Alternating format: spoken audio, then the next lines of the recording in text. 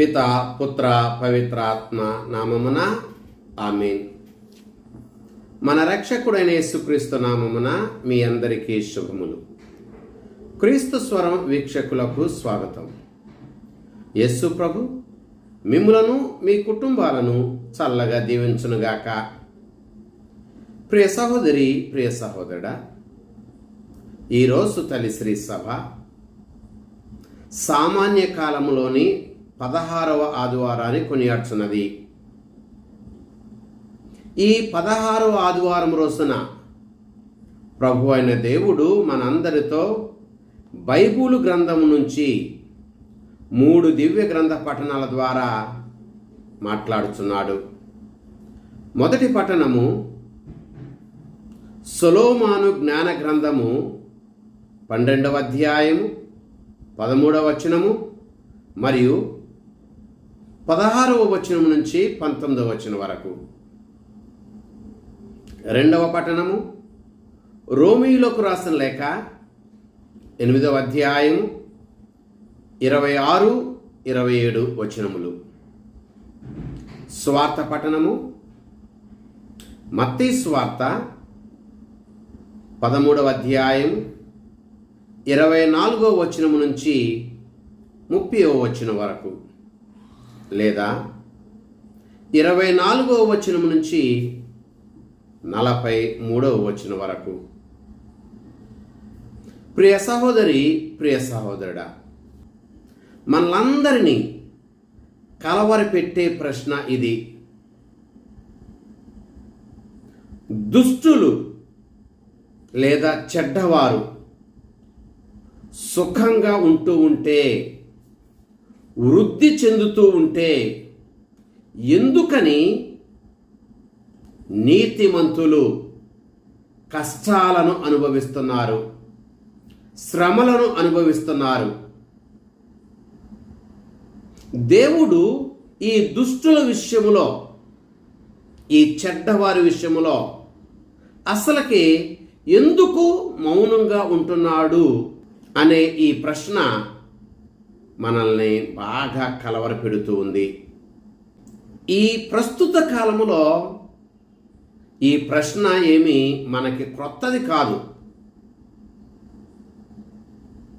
Bible గ్రంథములో కూడా చాలామంది భక్తులు ఇదే ప్రశ్నని దేవుణ్ణి అడిగారు. నెంబర్ 1, ఇర్మియా గ్రంథము 12వ అధ్యాయము 1వ వచనములో దేవుడు ఈ దుష్టుల విషయములో, ఈ చెడ్డవారి విషయములో దేవుడు ఎందుకు మౌనంగా ఉంటున్నాడు అని ప్రశ్నించాడు. నెంబర్ 2, కీర్తనాకారుడు.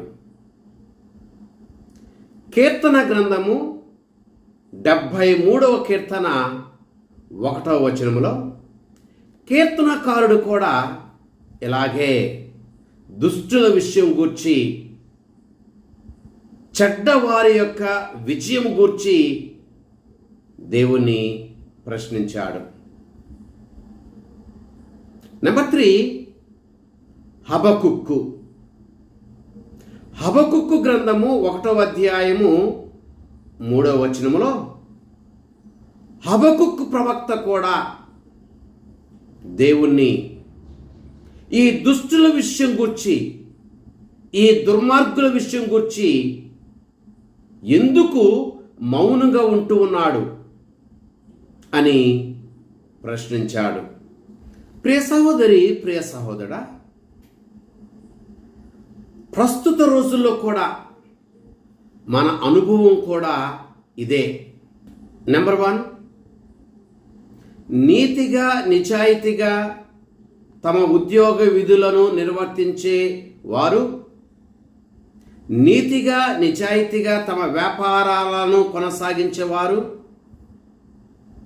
నీతిగా నిజాయితీగా తమ రోజువారి పనులను చేసుకునేవారు వారి యొక్క అనుదిన జీవితంలో అనుదిన అవసరాలను తీర్చుకోవటానికి చాలా కష్టపడుతూ ఉంటారు. కానీ దానికి భిన్నంగా వారి యొక్క ఉద్యోగ విధులలో లంచాలు పుచ్చుకుంటూ,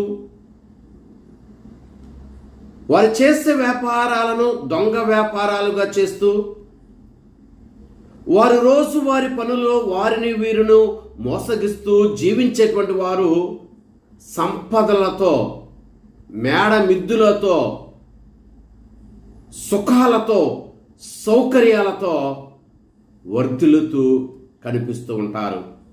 నెంబర్ 2, ప్రార్థించే కుటుంబం, భయభక్తుల కుటుంబం చాలా కష్టాలను ఎదుర్కోవటం, అనారోగ్య పాలు అవటం మనం చూస్తూ ఉంటాం.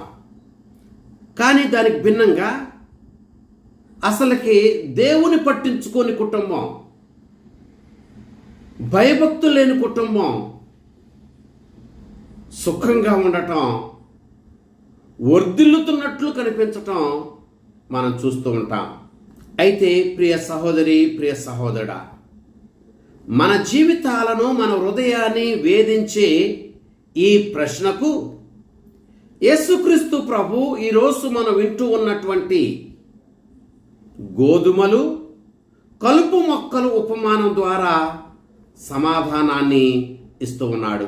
మత్తయి సువార్త 13వ అధ్యాయము 28వ వచనములో యజమాని దగ్గరికి పనివారు వచ్చి, అయ్యా, మమ్మల్ని వెళ్ళి ఆ కలుపు మొక్కల్ని వెంటనే పెరికివేయమంటారా అని అడిగారు.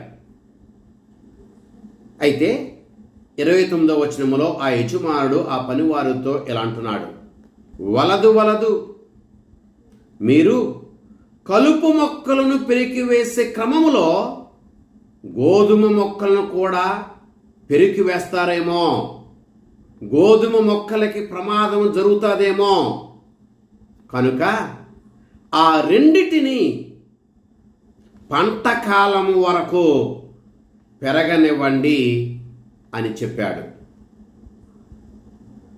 ఈ యజమానులు చెప్పినటువంటి ఈ జవాబు ఈ ఆదివారం రోజున మనకి 4 ఆధ్యాత్మిక సందేశాలను ఇస్తూ ఉంది. నెంబర్ 1, దేవుడు దుష్టుల విషయములో మౌనంగా లేడు, కానీ సహనముతో వారి కొరకు ఎదురు చూస్తూ ఉన్నాడు. నెంబర్ 2, దుష్టుల విజయం శాశ్వతం కాదు. నెంబర్ 3, ప్రతి ఒక్కరూ మారు మనస్సు పొందటానికి దేవుడు అవకాశాన్ని ఇస్తూ ఉన్నాడు. నెంబర్ 4, చివరికి తీర్పు అనేది తప్పకుండా జరుగుతుంది. ప్రియ సహోదరి, ప్రియ సహోదరా, ఈ 4 సందేశాలను క్లుప్తముగా కొద్ది నిమిషాల పాటు మనం ధ్యానం చేద్దాం. నెంబర్ 1, దుష్టుల విషయములో దేవుడు మౌనముగా లేడు, కానీ వారి కోసం సహనముతో ఎదురు చూస్తున్నాడు. ఈ సత్యాన్ని మనం చిన్న దృష్టాంతము ద్వారా ధ్యానం చేద్దాం. ఒక రోజున ఓ చిన్న బాలుడు తన తండ్రి దగ్గరకు వచ్చి, నాన్నగారు, మా స్కూల్లో బాగా తొంటరి వేషాలు వేస్తూ ఉన్న ఒక అబ్బాయి ఉన్నాడు. అతడు అందరినీ కొడుతున్నాడు, అల్లరి బాగా చేస్తున్నాడు, దొంగతనం కూడా చేస్తూ ఉన్నాడు. అయితే ఎందుకని మా టీచర్ ఆ బాలుని స్కూల్ నుంచి డిస్మిస్ చేయటం లేదు అని అడిగాడు. అప్పుడు ఆ తండ్రి తన కుమారుని చూచి చిరునవ్వుతో ఇలా అన్నాడు, నాయనా, ఆ టీచర్ ఆ బాలుణ్ణి డిస్మిస్ చేయటం లేదు అని అంటే అతడు చేస్తున్నటువంటి ఆ తుంటరి వేషాలను, ఆ అల్లరిని, ఆ కొట్టటాన్ని, ఆ దొంగతనాన్ని ప్రోత్సహిస్తున్నాడు అని, లేదా దానిని ప్రేమిస్తున్నాడు అని కూడా అర్థం కాదు. కానీ టీచర్ విద్యార్థి యొక్క నాశనాన్ని కోరుకోడు కాబట్టి ఆ విద్యార్థి మారు మనస్సు పొందుతాడేమో, మార్చుకుంటాడేమో అని సహనముతో ఎదురు చూస్తున్నాడు అని చెప్పాడు. ప్రియ సహోదరి, ప్రియ సహోదరా, మన విషయములో కూడా దేవుడు అంతే. దేవుడు పాపాన్ని ఎన్నడూ కూడా సమర్థించడు. తాను మౌనంగా ఉండటం పాపాన్ని సమర్థించటం అని అర్థం కాదు, పాపాన్ని ప్రోత్సహిస్తున్నాడు అని అర్థం కాదు. కానీ ఆ పాపి మారతాడు అని చెప్పి ఆ పాపి కోసం సహనముతో ఎదురు చూస్తూ ఉంటాడు. అందుకనే పునీత పేతురు గారు ఇలా అంటున్నాడు. పేతురు గారు వ్రాసిన 2వ లేఖ 3వ అధ్యాయం 9వ వచనములో, ఎవరు నశించాలి అనేది దేవుని కోరిక కాదు, ఆయన సహనముతో పాపి యొక్క పశ్చాత్తాపం కొరకు ఎదురు చూస్తున్నాడు అని అంటున్నారు. లూకాసు వార్త 15వ అధ్యాయము 20వ వచనంలో కూడా తప్పిపోయిన కుమారుడు తన సొమ్మును కూడగట్టుకుని దూరదేశానికి వెళ్ళి సమస్తాన్ని పాడు చేసినప్పటికీ తండ్రి కుమారుని శిక్షించలేదు. కుమారుడు చేస్తున్న ప్రతి తప్పులో కూడా తండ్రి మౌనంగానే ఉండిపోయి పశ్చాత్తాపంతో తిరిగి వస్తాడేమో అని చెప్పి ప్రతిరోజు కూడా ఆ తప్పిపోయిన కుమారుని కొరకు ఎదురు చూశాడు. అందుకనే ఎక్కడో దూరంగా ఉన్నటువంటి కుమారుని వద్దకు తండ్రి పరుగెత్తుకుని వెళ్ళాడు. మన విషయములు కూడా దేవుడు అంతే. అతని మౌనం దుష్టుని ప్రోత్సహిస్తున్నాడు అని కానీ, దుష్టుని పాపాన్ని ప్రేమిస్తున్నాడు అని అర్థం కాదు. కానీ సహనంతో తాను తిరిగి వస్తాడు అని చెప్పి ఎదురు చూస్తున్నాడు. ఇప్పుడు మనం 2వ సందేశం గురించి ధ్యానం చేద్దాం. నంబర్ 2, దుష్టుని విజయం శాశ్వతం కాదు. ఈ విషయాన్ని, ఈ సత్యాన్ని మనం ఒక చిన్న దృష్టాంతం ద్వారా ధ్యానం చేద్దాం. ఒక వ్యక్తి సముద్ర తీరాన ఇసుకతో చాలా చక్కటి భవంతిని నిర్మించాడు. చాలా అందంగా ఉంది. ఆ దారినే వెళ్ళి వచ్చే వాళ్ళందరూ కూడా ఇసుకతో కట్టినటువంటి ఆ కట్టడాన్ని, భవంతిని చూచి మెచ్చుకుంటున్నారు. అదే సమయంలో ఒక పెద్ద అల వచ్చి ఇసుకతో కట్టినటువంటి ఆ మేడను తాకగానే అది కుప్పకూలిపోయింది. కానీ అదే అల ఆ ప్రక్కన గట్టి పునాదితో నిర్మించబడినటువంటి ఇంటిని కూడా తాకింది. కానీ ఆ ఇంటికి ఏమీ అవలేదు. ప్రియ సహోదరి, ప్రియ సహోదరుడా, దుష్టుని యొక్క విజయం ఇదిగో ఈ ఇసుక మేడ లాంటిది. ఏ క్షణమునైనా అది కుప్పకూలిపోవచ్చు. కానీ నీతిమంతుని యొక్క జీవితం గట్టి పునాది మీద కట్టబడిన ఈ ఇంటు లాంటిది. అనుభవజ్ఞుడైనటువంటి ఒక రైతు నాతో ఇలా చెప్పాడు, కలుపు మొక్కలు ఎప్పుడు కూడా వేగంగా పెరుగుతాయి, ఏపుగా పెరుగుతాయి. కానీ మనం నాటినటువంటి పంట మొక్కలు మాత్రం నెమ్మదిగా పెరుగుతాయి అని. అయితే వేగంగా వేపుగా పెరిగినటువంటి కలుపు మొక్కలు మాత్రం పెరికివేసి పాడవేస్తారు, కాళ్ళతో త్రొక్కివేస్తారు, లేదా నిప్పులో వేసి కాల్చివేస్తారు. కానీ నెమ్మదిగా పెరిగినటువంటి ఆ పంటను మాత్రం గిడ్డంగిలోనికి లేదా ఇంటిలోనికి చేరుస్తారు అని. అలాగే పాపం వేగంగా ఏపుగా పెరుగుతుంది, కానీ పవిత్రత లేదా పరిశుద్ధత నెమ్మదిగా పెరుగుతుంది. దేవుడు వేగంగా పెరిగినటువంటి పాపాన్ని కాదు కోరుకునేది, నెమ్మదిగా పెరిగిన పరిశుద్ధతనే దేవుడు కోరుకుంటాడు.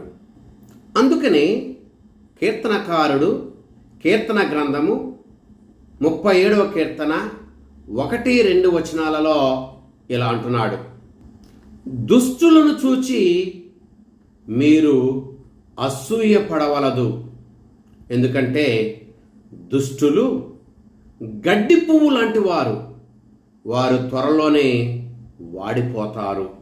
ప్రియ సహోదరి, ప్రియ సహోదరా, దుష్టుల విజయం శాశ్వతం కాదు అన్న సత్యాన్ని బైబిల్ గ్రంథం నుంచి కొంతమంది వ్యక్తుల జీవితం ద్వారా మనం ధ్యానం చేద్దాం.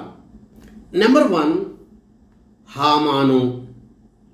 ఎస్తేరు గ్రంథము 7వ అధ్యాయము 9-10 వచనములు. హామాను అధికారముతో గర్వించాడు. మంచివాడైనటువంటి మొర్దెకాయిని నాశనం చేయాలని, చంపివేయాలని 50 అడుగుల ఎత్తైనటువంటి ఉరికంబాన్ని ఎక్కించాడు. కానీ చివరికి తాను పతనమయ్యాడు. తాను నిర్మించినటువంటి ఉరికంబం మీదే తానే ఉరివేయబడ్డాడు. అనగా తాను తీసిన గోతులో తానే పడ్డాడు.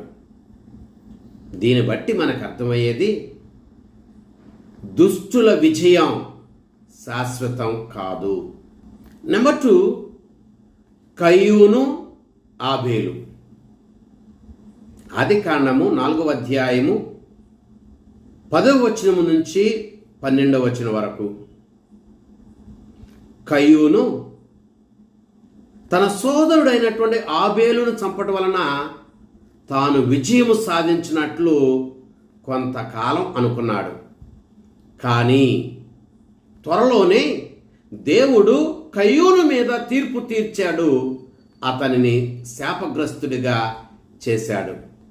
అన్యాయం కొంతకాలమే నిలుస్తుంది, కానీ దేవుని న్యాయం శాశ్వతంగా ఉంటుంది. నెంబర్ 3, యోసేపు. ఆదికాండము 37వ అధ్యాయము 28వ వచనము, 41వ అధ్యాయము 41వ వచనము. యోసేపుని సోదరులు యోసేపుని అమ్మివేశారు, కానీ దేవుడు అదే యోసేపుని ఇశ్రాయేలు దేశపు ప్రధానిగా లేవనెత్తాడు. మనుషులు అవమానపరచిన చోటనే దేవుడు ఘనపరుస్తాడు, లేవనెత్తుతాడు. నెంబర్ 4, దావీదు. సమూయేలు మొదటి గ్రంథము 18వ అధ్యాయము 11వ వచనము, 23వ అధ్యాయము 14వ వచనము. సౌలు రాజు దావీదును చంపటానికి చాలా సంవత్సరాల ప్రయత్నం చేశాడు, కానీ దేవుని వాగ్దానము నెరవేరి అదే దావీదు ఇశ్రాయేలుకు రాజు అయ్యాడు. దేవుని వాగ్దానాన్ని ఎవరు కూడా అడ్డుకోలేరు. నెంబర్ 5, నాబోతు. రాసుల మొదటి గ్రంథము 21వ అధ్యాయము 15, 16 వచనములు మరియు 19వ వచనము. అహాబు అన్యాయముగా నాబోతు యొక్క ద్రాక్ష తోటను స్వాధీనం చేసుకున్నాడు. కానీ ఏలియా ప్రవక్త ద్వారా దేవుడు అహాబు మీద తీర్పు తీర్చాడు. ప్రియ సహోదరి, ప్రియ సహోదరుడా, న్యాయం చేయటములో దేవుడు ఆలస్యం చేయొచ్చేమో, కానీ ఎన్నడూ కూడా అన్యాయాన్ని ఆయన సహించడు. కనుక దుష్టుల విజయం తాత్కాలికం. ఇప్పుడు మనం 3వ సందేశం గురించి కాసేపు ధ్యానం చేద్దాం. నెంబర్ 3, దేవుడు ప్రతి ఒక్కరికి మారటానికి లేదా మారు మనసు పొందటానికి అవకాశాన్ని ఇస్తాడు. ఈ సత్యాన్ని ఒక చిన్న దృష్టాంతం ద్వారా మనం తెలుసుకుందాం. ఒక గ్రామములో ఒక యువకుడు ఉన్నాడు. అతడు చెడు వ్యసనాలకి బానిస అయ్యాడు. ఫలితంగా తల్లిదండ్రులు చాలా బాధపడుతూ ఉన్నారు. ఊరి వారు ఇతడు బాగుపడడు, ఇతడు దేనికి పనికిరాడు అని అంటూ ఉండేవారు.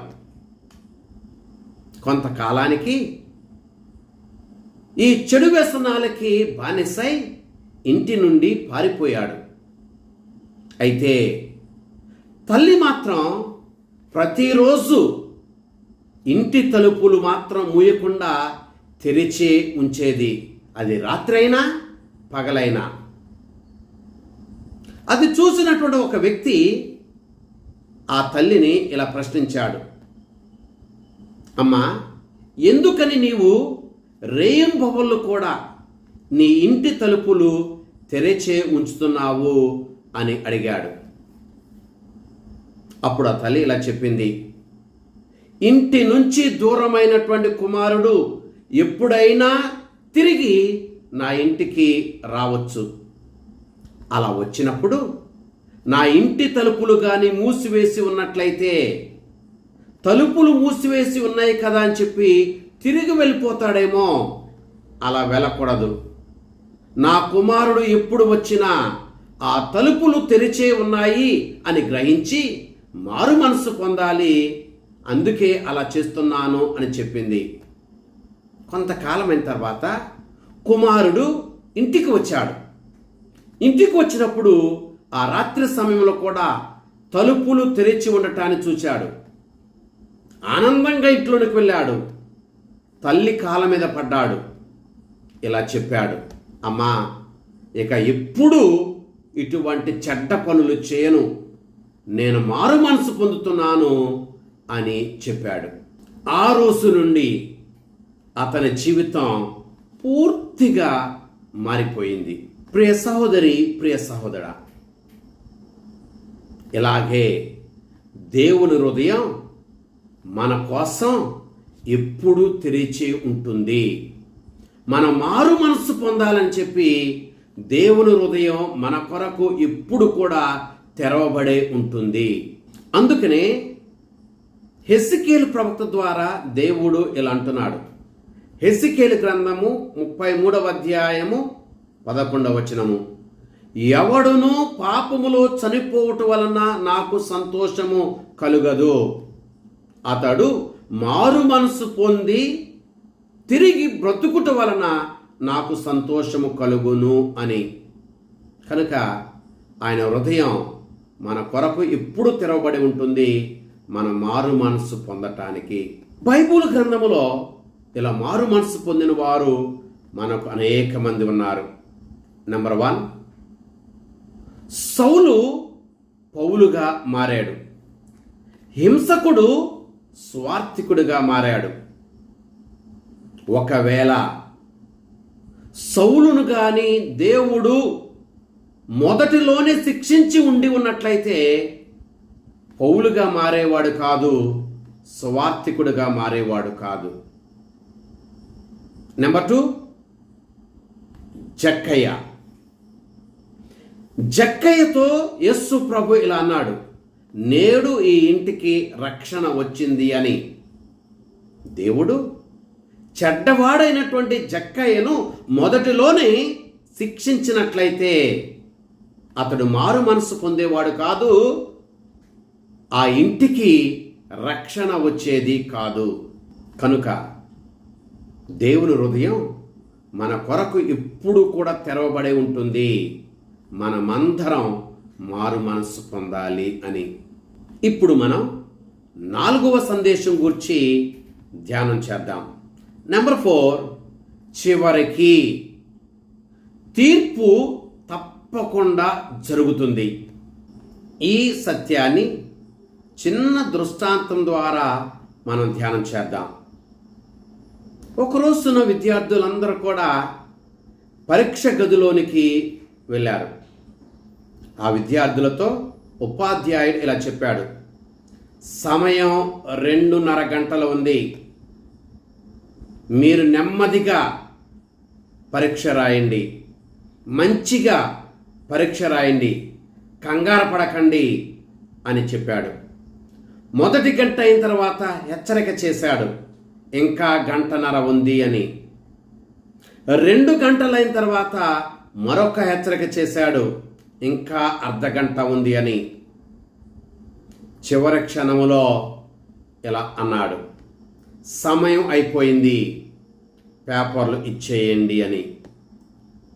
ఒకసారి ఆ ఉపాధ్యాయుడు ఆ సమయం అయిపోయిన తర్వాత పేపర్లు తీసుకున్నప్పుడు ఆ విద్యార్థులు ఆ పేపర్ మీద ఒక్క అక్షరం కూడా వ్రాయటానికి అవకాశం లేదు.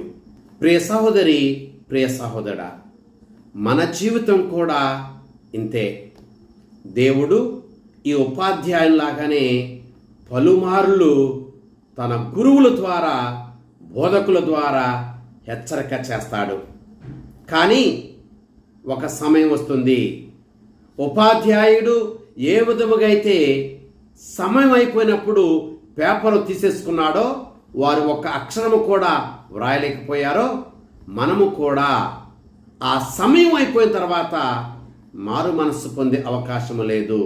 మన సమయం ముగియక మునిపే మనము హృదయ పరివర్తన చెందాలి. ఈనాటి స్వార్థ పట్టణంలో యేసు ప్రభు ఇలా అన్నాడు. మత్తయి సువార్త 13వ అధ్యాయం 29వ వచనంలో, పంట కాలము వచ్చినప్పుడు గోధుమలను గిడ్డంగిలోనికి చేర్చండి, కలుపు మొక్కలను అగ్నిలో వేసి కాల్చివేయండి అని. తీర్పు ఆలస్యమే వచ్చేమో, కానీ తప్పకుండా అది జరుగుతుంది. నోవా కాలంలో దేవుడు ఆనాటి ప్రజలకు 120 సంవత్సరాల సమయాన్ని ఇచ్చాడు, మారలేదు. చివరికి జలప్రళయం వచ్చింది. సొదొమ గొమొర్రా పట్టణాలను అనేక సార్లు దేవుడు హెచ్చరిక చేశాడు, కానీ మారలేదు. చివరికి తీర్పు వచ్చింది. ప్రియ సహోదరి, ప్రియ సహోదరా, దుష్టులను చూసి, చెడ్డవారిని చూసి అసూయపడొద్దు, నిరుత్సాహపడవద్దు. దేవుడు అన్నిటిని చూస్తున్నాడు, అందరిని చూస్తున్నాడు. సామెతల గ్రంథము 15వ అధ్యాయం 13వ వచనం ప్రభువులు అంటున్నాడు, దేవుడు నరులు చేయు ప్రతి కార్యమును పరికించును, ఆయన మంచిని చెడును కూడా పరికించును అని. ఆయన అన్నిటిని చూస్తున్నాడు కనుక తగిన సమయాన తగిన న్యాయాన్ని మనకు చేస్తాడు. అందుకే మన పని కలుపు గింజలు చూచి బాధపడవటం, ఏడవటం కాదు, కానీ మన పని గోధుమ గింజల వలె నూరంతలుగా మన జీవితం ఫలించాలి. అందుకని ప్రేమతో జీవిద్దాం, క్షమతో జీవిద్దాం, సేవతో జీవిద్దాం, ప్రార్థనతో జీవిద్దాం. అప్పుడు ప్రభువు కోతకాల సమయములో మనతో ఇలా అంటాడు. మత్తయి సువార్త 25వ అధ్యాయము 21వ వచనము. మంచిది, ఉత్తముడవు, నమ్మిన బంటువు, నీవు స్వల్ప విషయములో శ్రద్ధ వహించితివి కనుక నీకు అనేక విషయములు అప్పగించబడును, కనుక నీవు నీ యజమానుని ఆనందములో పాల్పంచుకొనుము అని చెబుతాడు. ఆ ప్రభు మనందరినీ చల్లగా దీవించునుగాక. ఆమేన్. పిత, పుత్ర, పవిత్రాత్మ నామమున ఆమేన్.